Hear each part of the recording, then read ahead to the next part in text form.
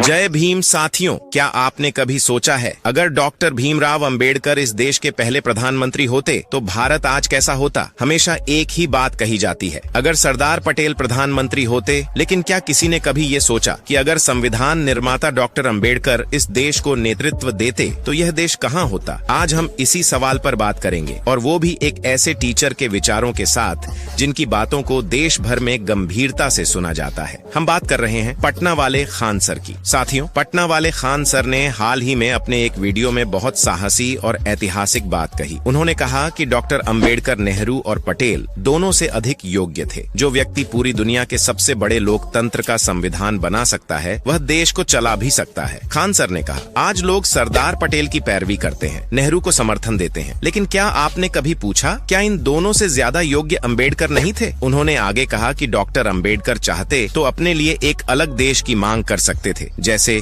जिन्ना ने किया। 1932 के राउंड टेबल कॉन्फ्रेंस में उन्हें अलग प्रतिनिधित्व का ऑफर था, लेकिन उन्होंने कहा, मुझे अलग देश नहीं चाहिए, मुझे अपने लोगों का उत्थान चाहिए। क्या ये कोई साधारण सोच थी? अब सोचिए, अगर यही व्यक्ति जो दूसरों की तरह सत्ता नहीं सेवा चाहता था, अगर वही प्रधानमंत्री बनता तो। खान सर कहते हैं, देश में पिछड़ों, दलितों, आदिवासियों और अल्पसंख्यकों की स्थिति बेहतर होती। संविधान केवल किताबों तक सीमित न होता, वो पूरी तरह से लागू होता। जात पात, भेदभाव जैसी बुराइयां कानून से बाहर होती और सामाजिक व्यवस्था ज्यादा न्यायपूर्ण होती। शिक्षा, रोजगार, आरक्षण और समानता, ये बातें सिर्फ भाषण नहीं होती, हकीकत होती। इतिहासकारों का भी मानना है कि अंबेडकर साहब की दृष्टि बहुत व्यापक थी। वह सिर्फ दलितों के नेता नहीं, पूरे देश के रचनाकार थे। खान सर ने एक और अहम बात कही, अगर गांधी जी चाहते तो अंबेडकर देश के पहले प्रधानमंत्री बन सकते थे। उन्होंने साफ कहा कि केवल नेहरू ही नहीं, गांधी जी भी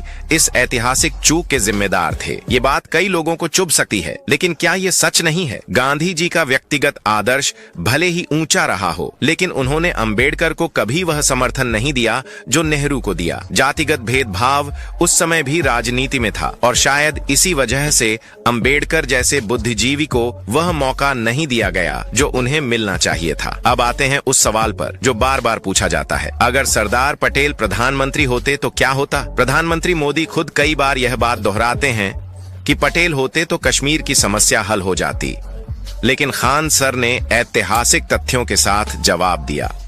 सरदार पटेल की मृत्यु 1550 में हो चुकी थी और भारत का पहला आम चुनाव 1951 से 52 में हुआ था, तो वो प्रधानमंत्री बन ही नहीं सकते थे।